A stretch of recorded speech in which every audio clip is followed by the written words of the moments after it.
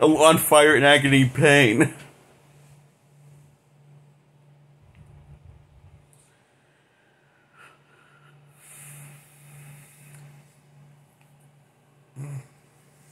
So yeah, after he robs Anakin's basically grave while he's burning to death, he robs one of his legs after winning him in battle, and after he while burning to death, Palpatine comes and rescues him with our church team, and suits him up in the suit that keeps him still breathing, and especially a special exosuit. That's the Darth Vader costume, and that's what got the costume, the Darth Vader suit. So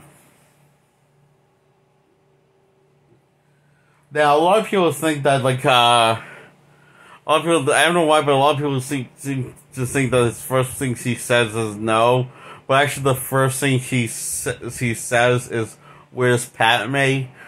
That's the first thing he says is, "Where?" Is Padme, because he's still in now that she basically because he basically senses that she's still alive, and he's right. She's basically in labor delivering two twins, and then dies.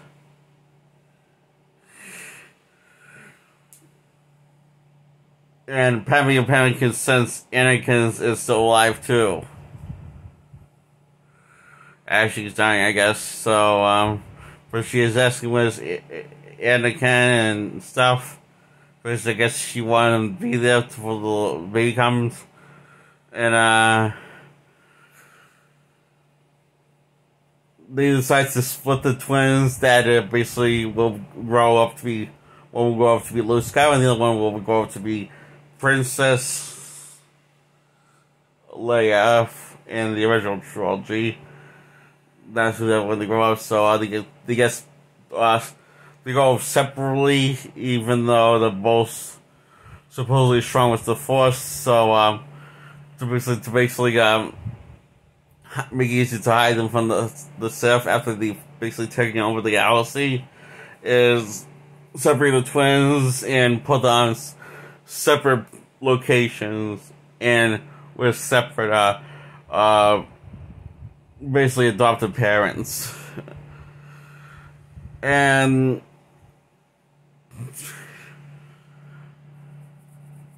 Obi-Wan decides to watch out for the boy Luke on Tatooine, so he's basically in exile for basically the rest of his Jedi life. Until the boy is old enough to get trained. So basically they're just to watch the boy, make sure the boy is safe and doesn't get discovered. Well, yeah, it's on Tatooine where Anakin was before he became a Jedi. So yeah.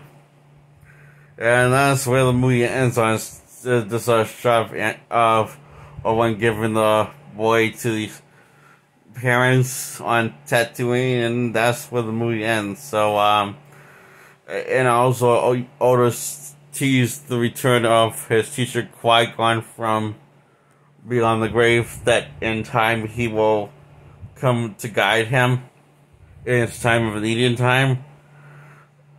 His teacher Master Qui-Gon, so yeah.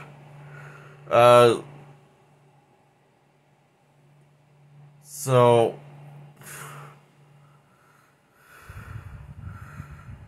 to finish his training, being a full Jedi. Just finish his Jedi training from his Master Qui-Gon from beyond the grave. So he's going to possibly somehow keep getting in contact with him when the time's right, I guess. Oh, fuck, this movie. I will say I would like the original. I wish they released the movie that this version of the film that was shown in theaters before the same this that was shown in theaters in Dawson and Drive and also on IMAX screen. I wish they showed that version on physical media, but this alternate version is, I guess, I know this sounds like a really great story and everything, but this alternate version for the that got released on DVD and Blu-ray, it's just, I don't know. It feels like there's a lot missing. It feels like it feels very silly a lot of times, and other times doesn't feel like really. This doesn't feel like it has a classic retro Star Wars tone that the unaltered trilogy, of the original trilogy had.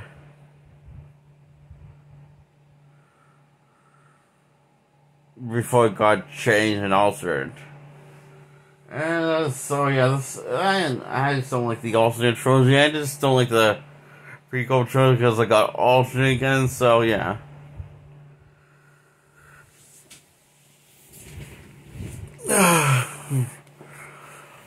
Yeah, that's it. Oh wait, I should give this a what should basically say how much I hate this song, right? It's bad, but it's like much more entertaining than New Hope, so I give this a 3 out of 10. So it's bad, but not unwatchable bad, like a New Hope can be, you know? It's like at least invested enough bad, you know? Movie, so, yeah.